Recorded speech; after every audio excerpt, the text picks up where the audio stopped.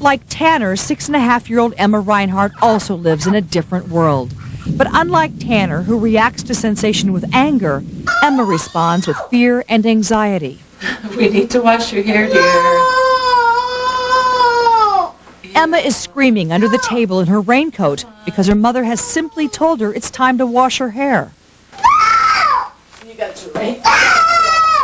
After trying gentle persuasion, Terry Reinhardt finally takes Emma to the sink, kicking and screaming. It's another 3 minutes before she can convince Emma to remove her glasses and hood, and finally gets her head under the faucet.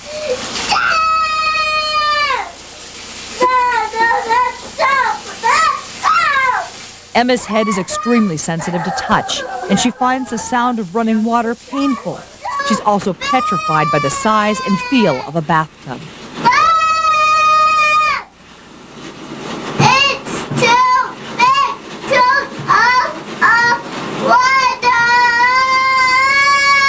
Which is why Emma takes a bath in a small bucket in the kitchen.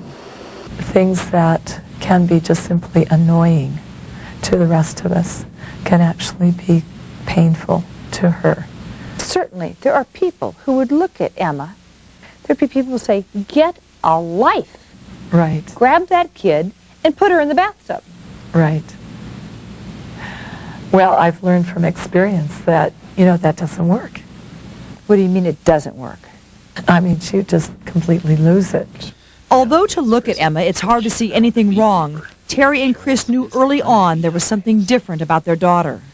We would bring her to the table, even in her infant chair. And if anybody in the family would laugh, she would immediately start to scream.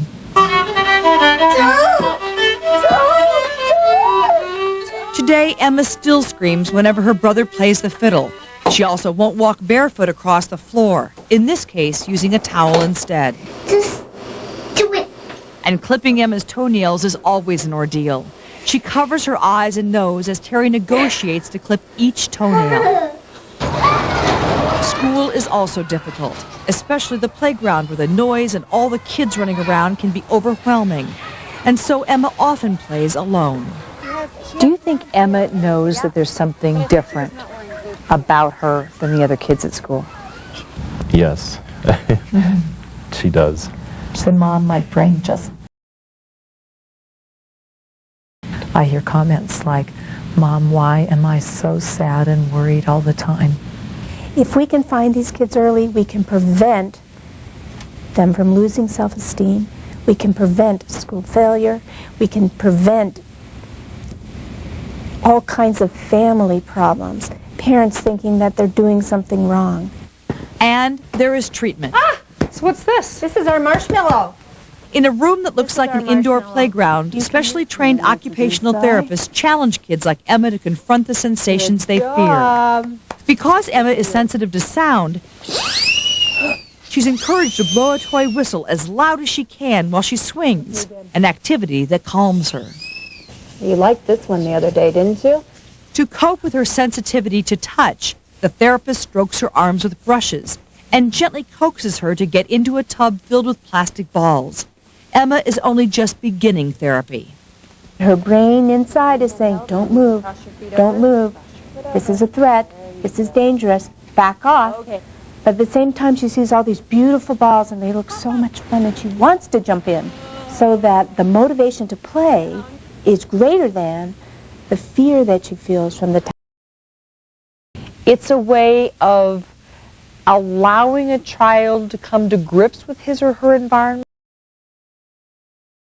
This one is the blue one. While it's not a cure, some experts speculate therapy may change the way the brain experiences sensation, like sound and touch, so that in time the child begins to respond in a more normal way. In Tanner's case, the DeWoodies swear by it. Mom, you have to win 4 times. Therapy for Tanner has completely given him quality of life back. They say after a year of therapy, Tanner is happier, has fewer outbursts, and gets along much better with people. So are these your favorite toys? Yes. You have me that piece. Sure. I'll hand you any piece you want. And while he's still sensitive to touch, Karen can now hold and play with her son like any other mother. Can you feel it? Yes, you can feel it. Of course, not every child with behavior problems has this disorder, so it's important to get a good diagnosis. And if your child does suffer from sensory integration dysfunction and goes into therapy, experts say it takes several months to determine if the therapy is working. For more information on this, you can chat with the expert, Lucy Miller, Monday at 2 p.m. Eastern Time on our website at 2020.abcnews.com.